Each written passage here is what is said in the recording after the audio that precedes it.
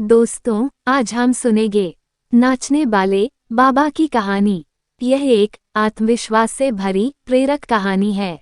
चलिए शुरू करते हैं। एक गांव में सूखा पड़ा था।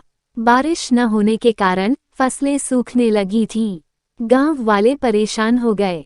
उन्हें लगने लगा कि इस साल पूरी फसल बर्बाद हो जाएगी। एक दिन गांव में एक साधु आया और मस्त होकर नाचने लगा। गांव में जो भी उसे देखता पागल समझता। धीरे धीरे पूरे गांव में उस पागल साधु की खबर फैल गई। लोग उसके आसपास इकट्ठा हो गए और उसका मजाक भी उड़ाने लगे।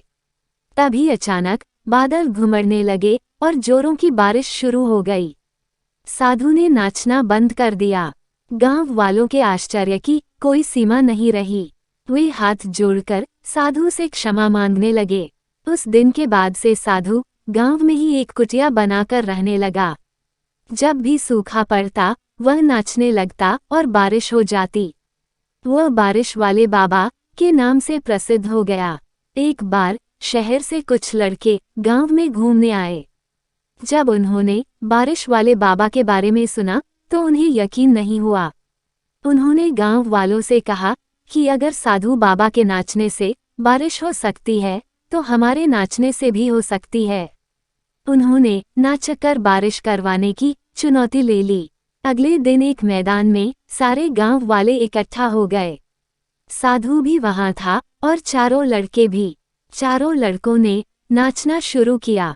1 घंटा बीत गया पर बारिश नहीं हुई। एक लड़का नाचते नाचते थक गया और बैठ गया।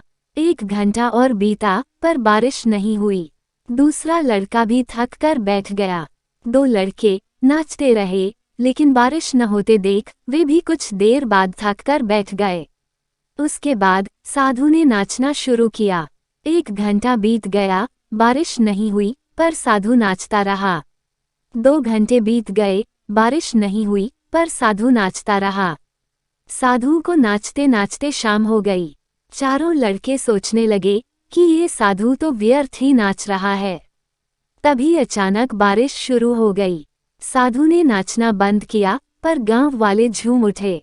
चारों लड़के साधु के चरणों में गिर पड़े और पूछने लगे, बाबा, आपने ये चमत्कार कैसे किया?